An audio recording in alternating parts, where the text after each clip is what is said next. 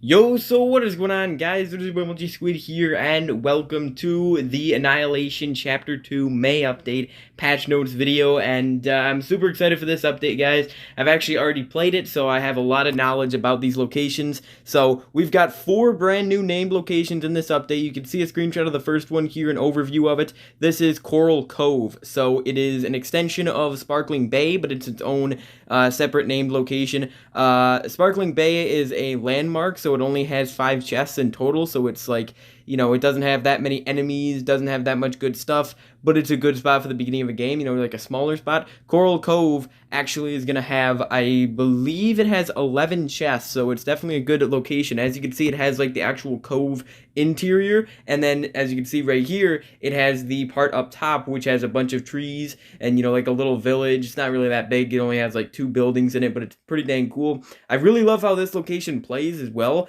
because of all the water surrounding it, so things like blaze really aren't that much of an issue in this. But it was a lot of fun going through. I landed in this location first in the gameplay that you'll get on May 7th. So the next named location though after Coral Cove here, as you can see, is called the Enchanted. So this one also has 11 chests, and it's got mycelium. It's got a bunch of different new blocks, so you can kind of see there's like 3, I believe there's 3 crying obsidian like boulders that are just made out of crying obsidian. Of course, they don't have anything in them or anything, but they're just, a place to get crying obsidian. So those are around. We have giant mushrooms here. We have a bunch of nether blocks, actually, a bunch of blocks from the nether update. We also have like these trees that were from that I built in FF2 in Fantasy Forest in level 1 of that map. So we have like the quartz and then the stained glass right there. So this is a pretty good location. Of course, in the bottom right, not the very bottom right, but it is, right above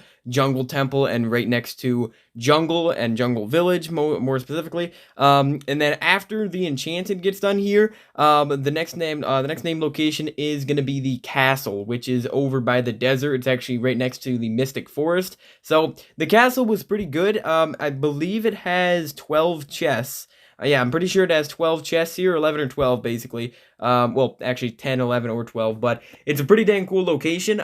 It's got some pretty good loot here, as you can see. This is the location of it. It's in a pretty good spot. It's just gonna make the desert more interesting. It was a lot of fun going here, and it's a pretty dang cool location. After this, the final named location is Titanium. So Titanium, if you guys remember that from Annihilation Chapter 1, Titanium was a lot of fun in that one, but it's not built out of iron blocks and diamond and gold blocks like it was on Chapter 1 here in Chapter 2, because obviously you can take iron blocks and diamond blocks and whatever that you find around the map in this one, and you couldn't do it in Chapter 1. Well, you could, but you couldn't craft it into anything, in armor or anything. So now Titanium is built out of quartz. It's built out of like quartz blocks and then quartz bricks as well, which looks really, really cool. So it's basically like a futuristic, it still looks very, very much like a futuristic city. It's right in the top right of the map. Yeah, it's in the top right hand corner of the map. It's right beside to the right of Submerged City, and it kind of connects up with Submerged City and Swamp pretty well.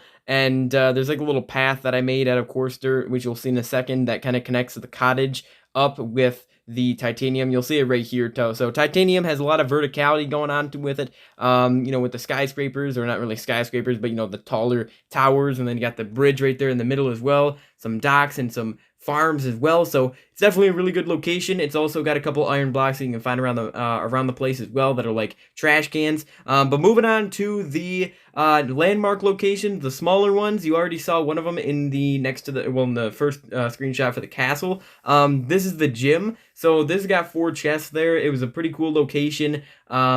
Yeah, it's just, I can't really describe it too well, but it's a good starting location early on in the match. It's got, some weightlifting equipment and stuff in there, some fitness equipment, which I really like. And then next thing is the construction site, which has 5 chests, and this is basically next to Flapjack Hotel and in between Graveyard and Station. So it's like right behind Graveyard and Station at the same time. So it's a really cool looking location as well. The next thing is a taco truck, which only has 2 chests, and it's like very, very close to the middle of the map. So it's basically just going to be a good, it's not really anything besides just a good starting spot, essentially, like most of these are. The next one is the Lego store, which is actually near the Ring of Fire and the farm. and it's kind of like past Flapjack Hotel, getting closer over to the closer over to the swamp. So this is the gym right here, a better image of it, a more close-up image. So it's got like this cool like design on the front with like a person running, basically a person in motion.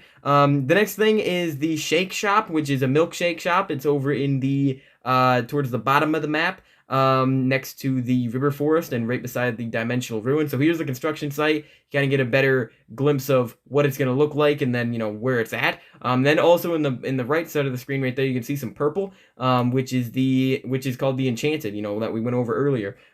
So then we have the church. So the church has 4 chests. It's actually in the snow biome, so it's like a snowy church. It's pretty dang cool. We have the Stonehenge, which is basically like a little connecting location. It connects Derby up with Orchard. Only has 2 chests there, but it's got some stone, I suppose. It's pretty basic again. We have the Polarity Zone, which is actually a storyline thing, so there's going to be a lot of storyline stuff happening with that. It's basically in the space that was left open before in the last update, in between Theme Park and Spider's Cavern. So here's the church right here, and I also added Prodigy's Throne. So that is Prodigy, my dog from MXS2. I kind of added that on top of the mountain. And then I added the tower construction, which you saw a couple screenshots ago, which will be built up in the next update. And then I added bunkers as well, which you can kind of see one in the screenshot over by the tree over there, on the right-hand side of the screen. So, and you can also see it in this one in the far back there, that gray structure. So that is the bunker. So there's going to be a lot of storyline stuff happening with that in the next update for the June update.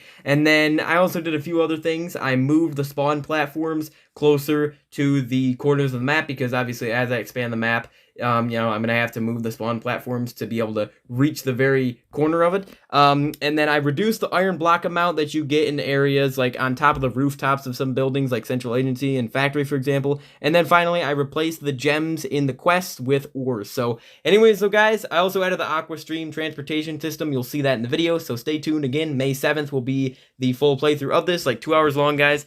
Tell me what you think of it. I had a lot of fun playing it, and I'll see you in the next one, guys. Peace out.